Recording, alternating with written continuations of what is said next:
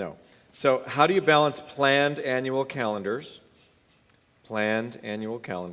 with being available for God's plan? If I fill my calendar, and then I feel bad when I have to say no.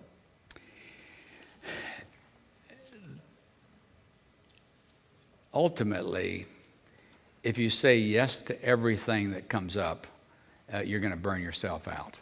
If you say yes to everyone on every question, you're going to burn yourself out and not have anything left for anyone. And so basically what I've been talking about here in this annual planning calendar would protect your family time, your planning time, your personal time, your priorities time, and then other people and other situations, other opportunities, fills in the rest of the categories. This would probably fill up 20 to 30% of your time doing it this way, but they're the things that you think proactively are important for this year. And then let the other things fill in around it. Okay. This is, where did you want to be at this phase in your life? And are you there? Wow, we don't ask easy questions, do we?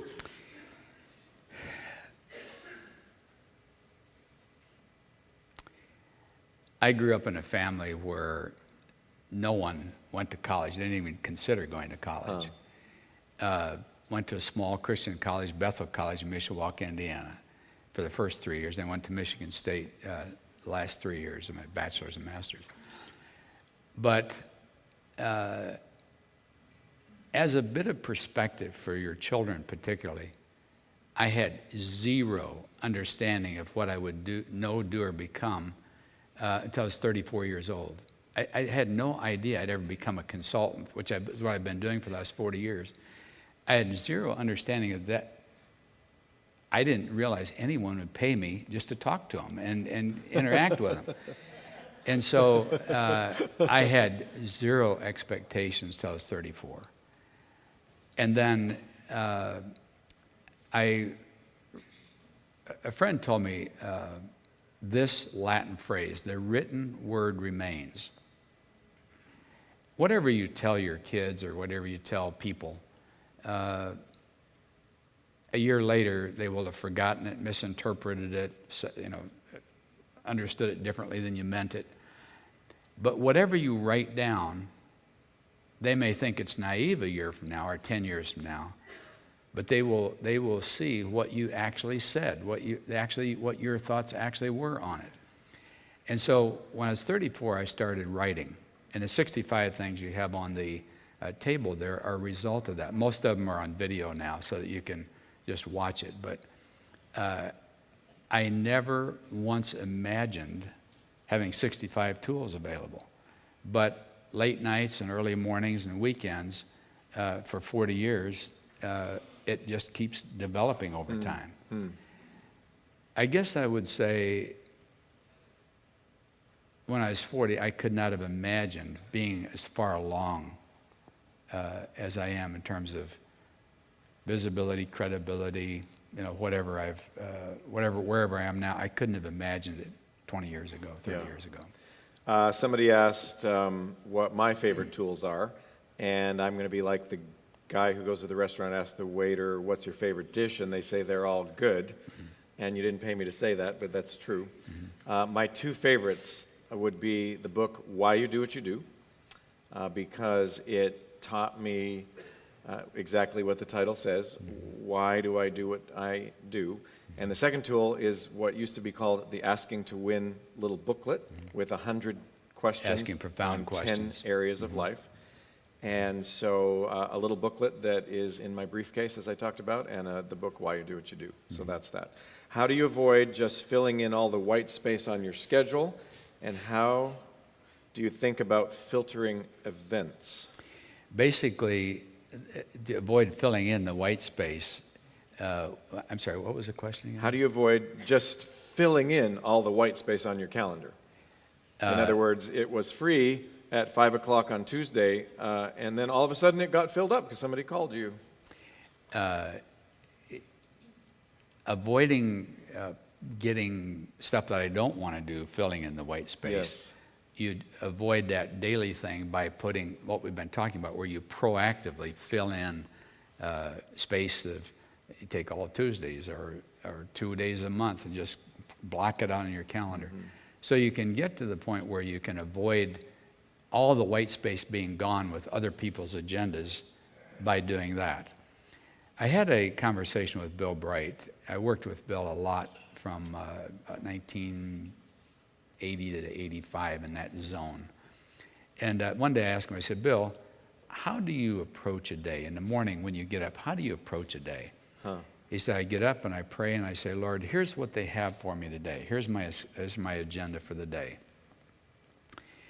And I say, Lord, anyone that on here that you don't want me to spend time with today, take them out of there. And it's like, if you don't want me to spend time with them, I don't want to spend time with them. But he said, anyone that you want me to spend time with, go ahead and put them in. I don't care who it is or where they're from or what they're doing. Just go ahead and put them in my schedule. That's sort of the way I look at it. Cheryl and I were talking this morning that, today, what I want to do is just meet the people God wants me to meet here this day, and just trust that He'll put, it's nice to meet people, but the question is it God's timing for us to meet in terms of what your need is and what I can offer, and just relax in that. And just pray and ask God to fill it in. But you can pray a year in advance with the annual planning calendar and say, Lord, what do you want me to do? And help me to see it and help me to know it and let me put it in. And if you're away on break for 2 days with your wife or your husband, very few people want to interrupt that. So it's like there's a difference between daily balance and life balance. That's what this shows. That what I'm proposing here for all the executives in the room, all of you, that you really work toward a life balance, not just a daily imbalance, if you will. So there was a book a long time ago about being called or being driven. This whole notion that executives or moms or kids, it doesn't really matter, are driven versus called is what we're talking about. Why do you think someone won't move to a place of planning and being called and doing the intentionality work of life planning? Why do you think they remain in this driven, frenetic, busy, others-driven place? Mm-hmm. Yes, sir. I can't talk very much without drawing something. How do you do it on a plane? No. Basically, I think a person is either driven by their past or pulled by their dreams of their future.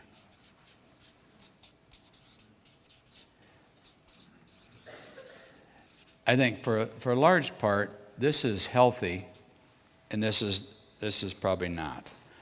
If you're driven by fears and what I used to be, what will I ever be, if you're driven by your past, which is unresolved tensions, pasts, concerns, fears, etc., out of your past, if you're driven, it's like you can't stop, you can't say no, you can't take a break, you can't let go. But it's like if you're pulled by the future, pulled by your dream, the dream is basically, dream and vision are basically the same words. I can't distinguish dream and vision, but if you have a dream or vision, it's like being pulled up a hill on a tow rope on a skis.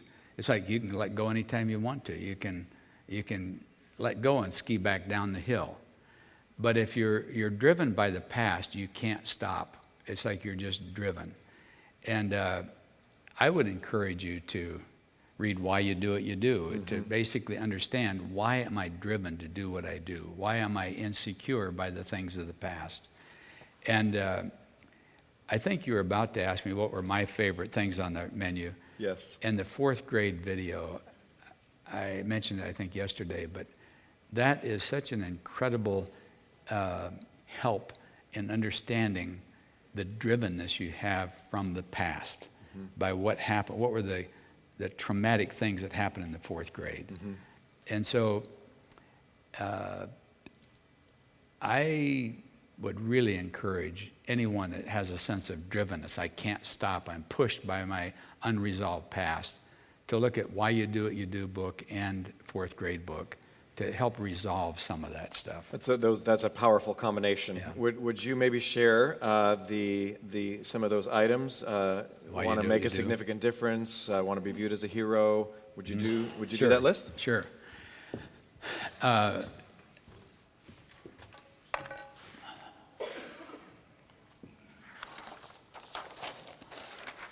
There are 8 needs that I've found in executives over a period of time. And only 8 that I've been able to find. I've spent hundreds of hours working on this, looking at it, reflecting on it, thinking about it, teaching it, etc. And I can't find a 9th one. On the other hand, everyone has told me my number 1 need is one of the 8. There's the 8 I've had documented that each one of these 8 is a 10 to someone, but it's a 1 or 2 to someone. And so we all need all of these things, but we don't need them the same. And what's more, often a husband needs it at a totally different level than a wife does, and a wife needs it at a totally different level than a husband does. And so when we get together, and I explain this sometimes, the wife says to the husband, well, what I really need is this. And the husband says, why haven't you told me that? And the wife says, I've heard this number several times. Zengo, that's all I've been telling you for 30 years. And he finally gets it. But the 8 needs are these. The need to be loved. Now, doesn't everyone need to be loved? Sure. But is that why you do what you do, so people will love you? Some people say, I've had love all my life. That's not that big a deal. That's not why I do something. The next is to make a significant difference. You may say, well, doesn't everyone want to make a significant difference? A lot of senior pastors rate that a 2 or 3. It's just not that big. It's like, that isn't what drives me. To be admired. Look up to be admired, to be put on a pedestal. To be recognized. And to be recognized, a lot of executives think, I want to have all these trophies and these awards and all that kind of stuff. But recognized isn't trophies and awards. Recognized is to have someone see the real me. Because as a child, I was ignored as a child. But I want someone to see the real me. To be appreciated.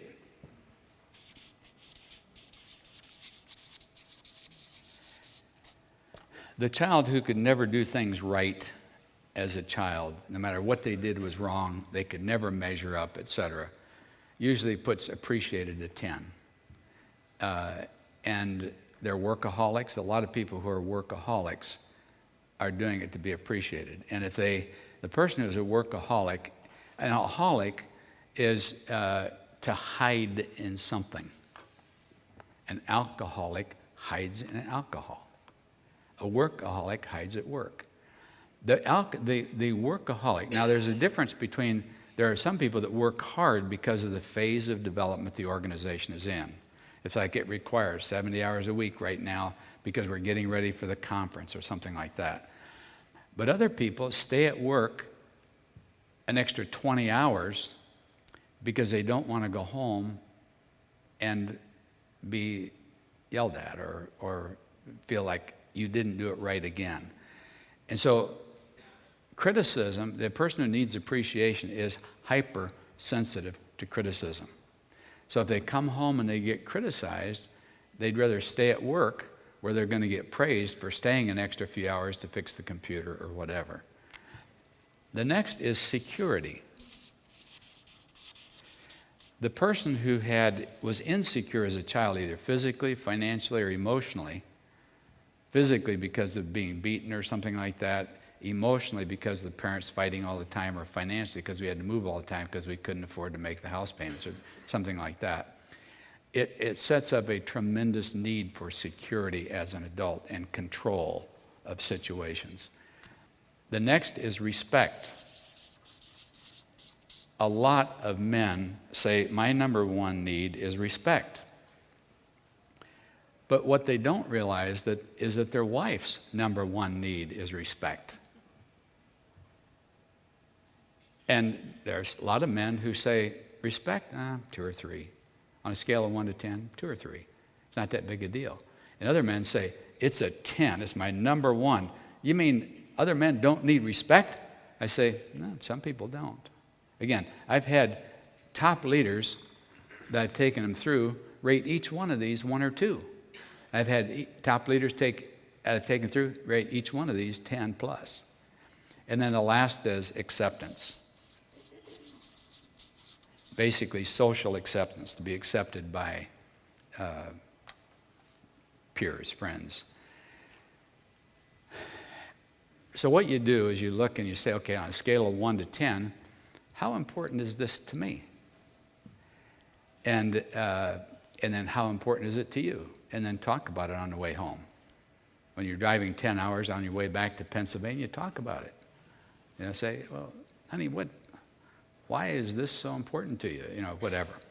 And the book, Why You Do What You Do, basically explains on each one of these what was experienced in childhood, what the phobic fear is in life, tied to each one of those 8, and then what the need is, and then what the surest, safest style of getting that need met is, what the backup style is in case that isn't met, and what the greatest strength is to get that need met. So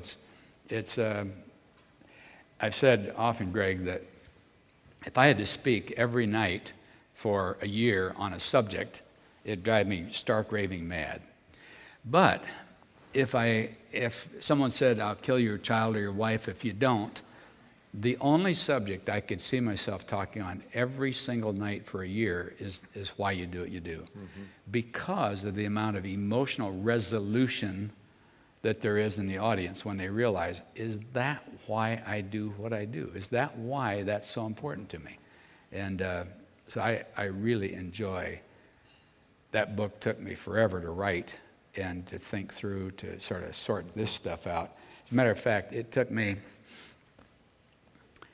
an entire week just to do one grid that's in the book that shows the interconnection between the need, the fear, the phobic fear, not a real fear, a phobic fear, the need, the childhood, the phobic fear, the need, the surest, safest style, the single greatest strength, and the backup style for each of these. It took me a week, which is a lot of dollars worth of a consultant's time, just trying to think through how does this connect to that. But it was fun, and I think it's a good book. Can we just do a little linkage example for people, maybe? So if your parents said, you're going to really make a difference in the world someday, mm-hmm. you would therefore maybe want to be significant, mm-hmm. maybe admired as a hero, and therefore your surest, safest strength would be? Take any one of them. Just pick one. I'll take you through it. Say, to make a significant difference. Okay. Now, again, you may think, well, if you're going to be a leader, isn't that your greatest strength, to be significant? The answer is no. A lot of top leaders have it 3 or 4. They're driven by other things. They're driven to be secure in the ministry, or to be, it's like, again, significance is not the thing that drives a lot of top leaders, but it does drive a lot of top leaders. By the way, let me stop here for a second to define significance for you, because a lot of people feel, I'm driven by significance. I say, do you know what it is? You say, well, I guess making a difference. I say, to me, significance is making a difference that lasts over time. If you're going to make a difference that lasts for a minute, it doesn't feel nearly as significant as something that's going to last for a day. But something that's going to last 10 years feels a lot more significant than something that's going to last for a day and gone. But if it'll last for 50 years, then it feels really significant. I say yes, But if it's only 50 years and it's going to be insignificant, it's only relatively significant. Therefore, by means of logic, it is actually insignificant. A house that's built for 50 years and then you bulldoze it, it was only relatively significant. Therefore, was it significant at all? I say, no, I don't think so. The only thing that is significant in this life that we can actually do is something that goes on into eternity, making a difference for eternity. And anything leading one person to Christ or being a part of something that does, that soul will be there for all eternity, is more significant than, if I tell you this, it's an insight into me that's interesting, that it may be interesting, than 25 Rolls-Royce Bentleys in a field, brand new. That's my ideal car. You know, it's like, oh man, I would never own one, but it's like, if you had 25 of them, they're all going to be rust and dust someday. Therefore, how significant are they? Compared to someone you lead to the Lord, that's going to be in all eternity forever and ever. Anyway, significant. Significant, if you have, let me show you what, if significance is your number one need, let me show you how it developed. As a child, you had someone who believed someday you were going to grow up and do something very, very important. Your mom, your dad, your uncle, your grandpa, your grandma, someone. Or you had an internal sense of someday I'm going to grow up and do something really important. If you look back, you can spot, yes, as a child, I felt someday I'm going to grow up and do something really important. But the second thing, your childhood, you had a sense of I'm going to do something important, but your phobic fear is of insignificance. And you basically have, particularly in your 20s and 30s, where you're sort of driven by, what if I am supposed to do something significant, but what if it turns out to be insignificant? What if I can never find a way to make a significant difference? So your need is to make a significant difference. So your single greatest strength to make that significant difference is that your strength is that you develop vision of what could be. You become a visionary. You see what could be someday. And you say, well, doesn't everyone have visions? Isn't everyone a visionary? I say, no. No, not really. And the strength becomes leadership. To say, all right, how can we lead people into that vision to make a significant difference, and therefore not have to be insignificant, therefore make a significant difference like I saw maybe I could do as a child. And you say, well, can you be a leader and do any of these other things? Sure you can. But if significance is your drivenness, if it's your drive, if it's why you do what you do, then leadership is a key component in it. But the backup style, each of these have a significant backup style. That it's like, if worse comes to worse, I will revert to this. Your backup style for significance is actually manipulation. If you're driven to significance and it's not going the way you want it to go, you'll become manipulative. I define manipulation as playing games with your mind that I think you're not smart enough to catch me in. And you will become manipulative to make that significant difference. And you say, well, what's the backup style of the other ones? The backup style to the person that needs to be loved is perfectionism. This is manipulation. This is corner cutting. To be admired is corner cutting. Shading the truth even. You may say, well, Bob, I had a guy one day say, Bob, I've been a committed believer for 30 years, and every single day I get tempted to shade the truth, so that people will continue admiring me. To be recognized is to, let's see, recognized. Let me come back to that one.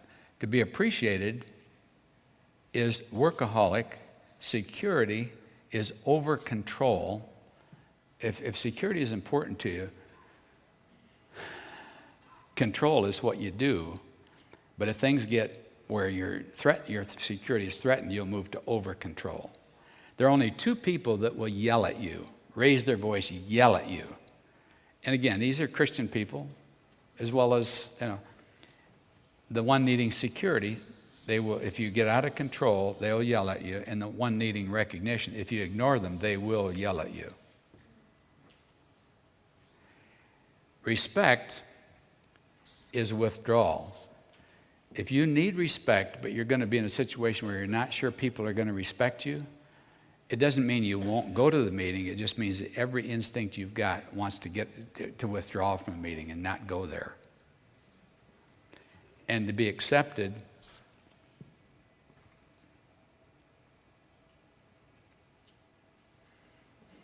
I hate to say it, I've forgotten a couple of them. I'll come back, but I haven't looked at this for probably a year, and it's just sort of, I'll come back to them. But you can see that basically every one of them has a pattern of things that leads to a pattern that's very predictable. Now, is it that you only have one? No. You can have two that are rated 10. On a scale of 1 to 10, if you say all of them can be 10s or all of them can be 1s, often you have two of them that are interactive. That you need this one and this one. And both of those drive you. That fear, the phobic fear, will drive you at a real major level. Thank you That so gives much. you just a feel for it. Yeah, did you enjoy that? Thank you. Wow. And now your husband or wife finally understands why you do what you do. 30 years later. There you go. Talk about guardrails, planning for your future dreams versus Jesus' teaching that we shouldn't worry about tomorrow. Right, exactly. Just easy theological Yeah. questions. No, it really is actually. That you basically lay out what you're planning to do, what you would like to see happen. And you basically say, Lord, if this is your will, this is what I see doing. If it's not your will, I don't need to do it. It isn't, I'm committing, I will do it regardless of the circumstance. It's like, this is what I'm planning to do, be it the Lord's will. And if it's something else, then let me know that and I'll do it. People ask me quite often,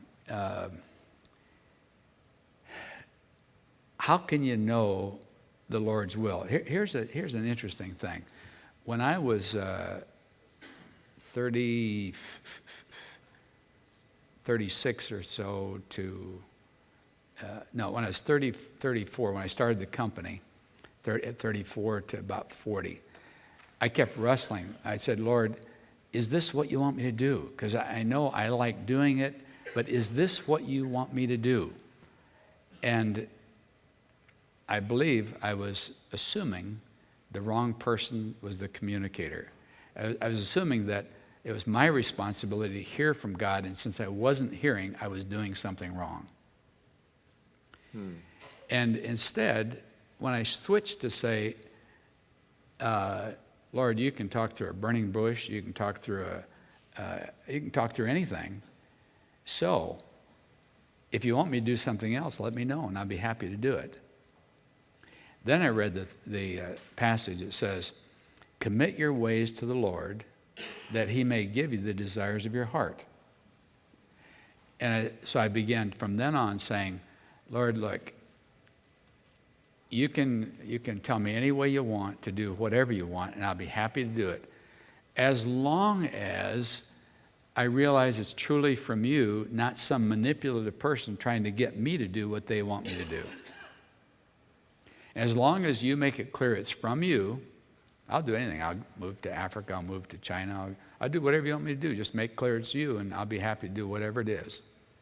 That's consecrating your way to the Lord. I've had a lot of young leaders that I say, are you consecrated to the Lord? It's like, if he asked you to do anything, would you do whatever you knew he was asking you to do? They say, yeah, absolutely. I say, then what's the desire of your heart? Where would you like to live? Where would you like to work? What would you like to do? Then go ahead and do it.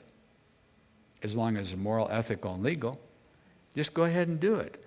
And then if he makes clear that there's something else that he wants you to do that you aren't doing, then switch over to that. But basically, commit your way to the Lord, and then lay out a plan, and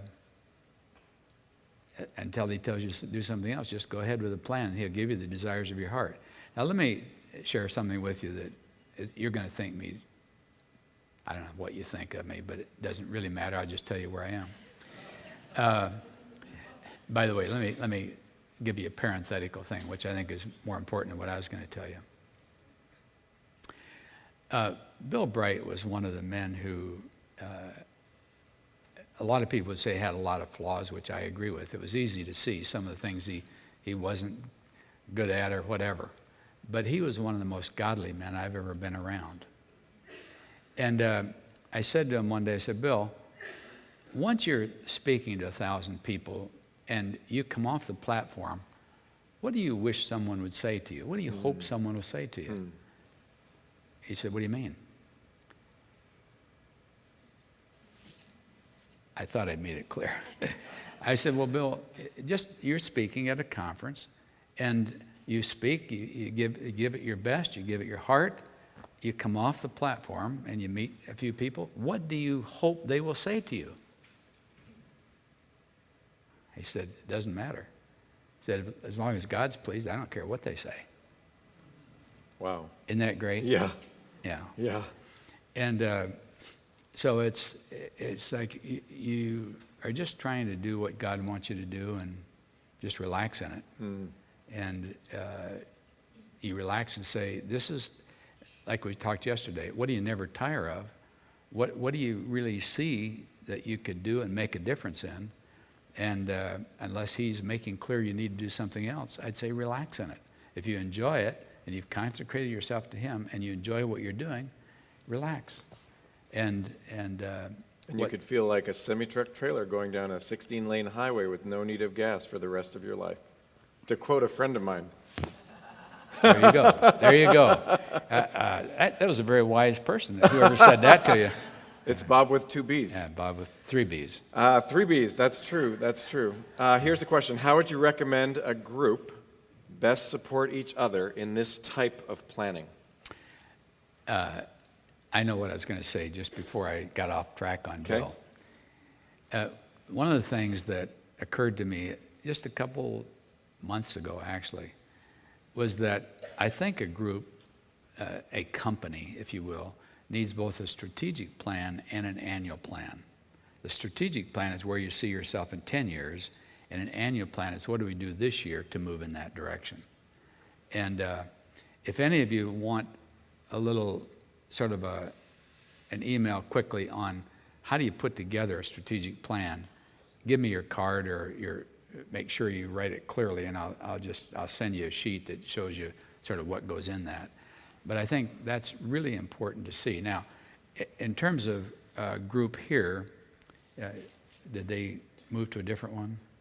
Yeah, the question was how do you take this type of planning to a group setting? I'm assuming they might mean the annual balance, or maybe, does anybody want to say what you meant by that question? Yes, sir. Yeah, I really meant around a convened group. Okay. Where we're working with each other to support each other in this process. Got it. Is there a dynamic that would be more effective in terms of rolling it out? In terms of planning, or in terms of what kind of planning? I think it was mainly around the annual calendar. Oh, okay. Yeah, you're welcome to just take a flip chart like that and say, what do we want to do every year at this time? What do we want our convening group to do? And maybe it's... I actually meant it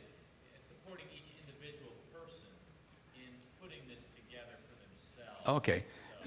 Just to teach it to them, first of all. And when you get it, just say, how could we be most helpful to you as you're working this out? Is there anything you need from our group as you're implementing that plan? Okay, one last question. Let's talk about guardrails. We already did that question, didn't we? Okay, here's a question. Someone asked about millennials who feel like they often want to find their passion first and foremost, and how does that relate to the 8 items about admired as a hero, seen as significant difference, et cetera? Is that a 9th thing? Find your passion?